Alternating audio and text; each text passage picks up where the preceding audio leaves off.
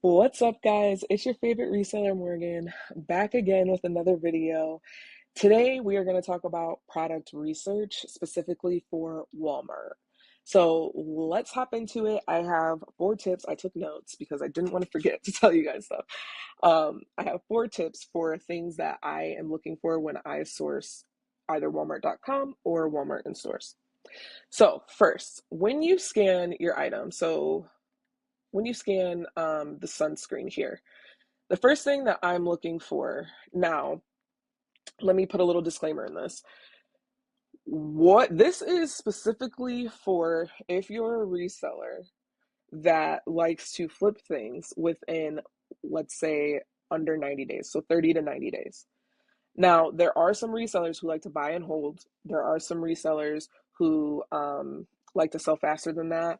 There are some resellers who will, like I said, buy and hold stuff for like 2 years. This is specifically, in my opinion, stuff that if you like to do it within 30 to 90 days. Now, the thing that I'm looking for is these tags here. This 100 plus bought since yesterday in 100 plus people's carts, bestseller, popular pick. Because what that is telling me is that items in demand, and that if it's labeled bestseller, popular pick, Walmart wants people to buy that, and people are buying it. So that is like a huge thing right there, because a lot of times, like earlier in the summer when it was just starting to get hot, this was 500 plus bought yesterday in 400 people's carts. So that's something that you really want to keep an eye on when you're looking at the product page. So that's my number one tip. Number one. Number two, as soon as I scan an item and I see this, and you know what? Let me backtrack a little bit. I don't always sell items that have these tags on them. I will definitely hop on a listing that do not have these tags on them. And with Walmart, because we don't have a Keepa, there's it's really hard to figure out if an item sells or not, right? There are some softwares out there today that make the claim that they can tell, but a lot of that software, what it's doing is it's pulling reviews, it's pulling other things from the site itself and the product listing to tell you, okay, this sells this many this month. So a lot of the time when they do have a number for like monthly sales, that number could be very undercut or it could be very over the amount. So it's really hard to know if an item sells or not. So if you don't have these tags here. So another thing that I do is I will test an item. So I'll buy, let's say, 4. 2, I'll keep seller fulfilled. And if it doesn't move seller fulfilled after a while, then okay, I'll convert it to WFS, send in 2 WFS, keep 2 here, and see what happens. Now, if it does not move WFS, then I just know that it won't move. The reason why I like to keep 2 here is because usually items like that don't have any indicator that it's going to be a fast mover, I like to make sure that I can also sell it on Amazon or eBay just to make sure that I'm not wasting money, essentially. Um, so that's why I keep the 2 here. Now, if that item starts to move, great, I'll go get more and then add those 2 in and ship it WFS. Or even if that item starts to move seller fulfilled, depending on how fast it moves, like if it moves next day, then I'll just keep replenning that and send it seller fulfilled. Now, if it's taking, 2 weeks to move seller fulfilled, well, because I'll keep that inventory for seller fulfilled. I'll keep it at 2 until it gets checked in for WFS. So right before it gets checked in, I'll drop it to 0. Now that is a very risky game because if you forget and you sell at WFS, it'll go back to that 2 seller fulfilled. So you have to be really diligent about paying attention to that, because if I sell it on Amazon or, eBay somewhere else and I don't have it, then now it's like, uh-oh.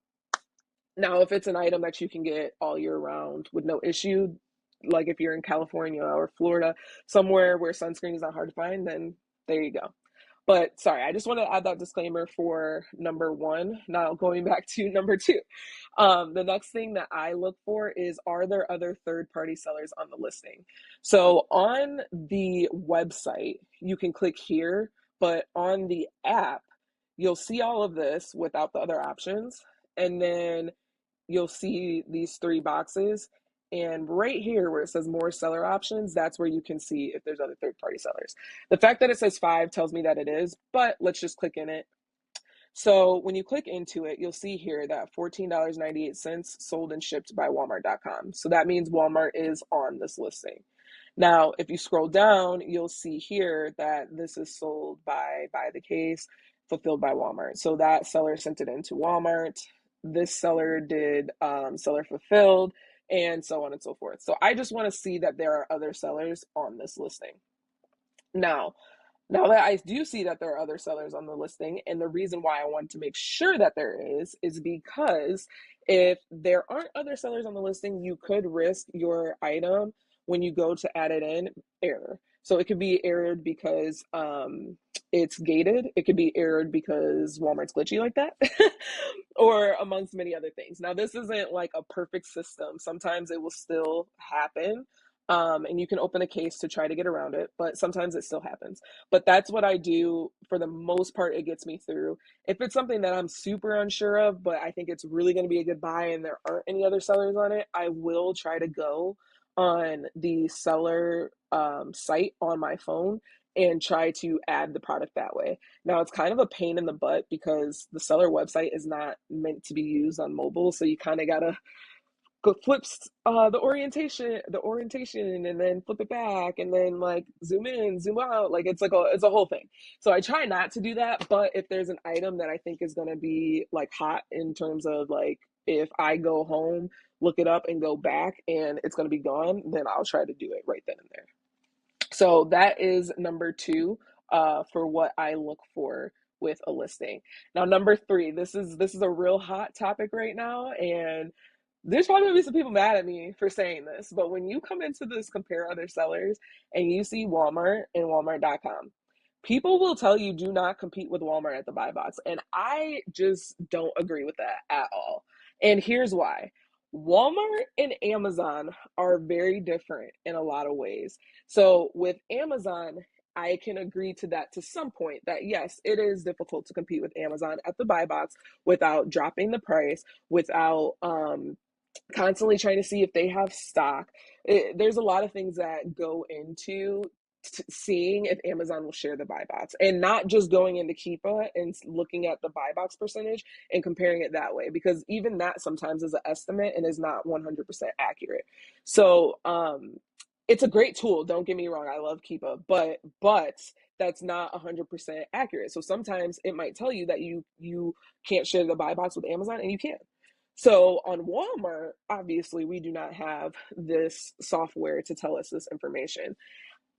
With Walmart, the reason why not sharing the buy box, I'm sorry, the reason why sharing the buy box with Walmart is different is because this sunscreen, so right now I have this set to a New Jersey zip code. So at this fulfillment center in New Jersey or near New Jersey, they can get this to the customer in this is not a Walmart Plus account, but if it was, in the 2 days, right? Well, if I'm trying to buy the sunscreen in, let's say, California, where California it's hot, people are buying sunscreen constantly, they're out of stock. Well, it's going to show them that, hey, Walmart's out of stock, but the next third party seller who can get it to you in just not always 2 days, but in a good time frame, will now have the buy box. So I want you guys to understand that Walmart can be out of stock. Walmart has a lot of fulfillment centers. They're not like Amazon, where they will get you that 2 to 3 day shipping no matter what. If Walmart's out of stock, they will allow third party sellers to sell. So just because right here in this zip code in New Jersey, it's saying that Walmart is in stock, if I put in a California zip code or Florida zip code, wherever, and they're out of stock, you'll likely see that there's a third party seller selling it. So Walmart will indeed share the buy box. You have to be strategic about it.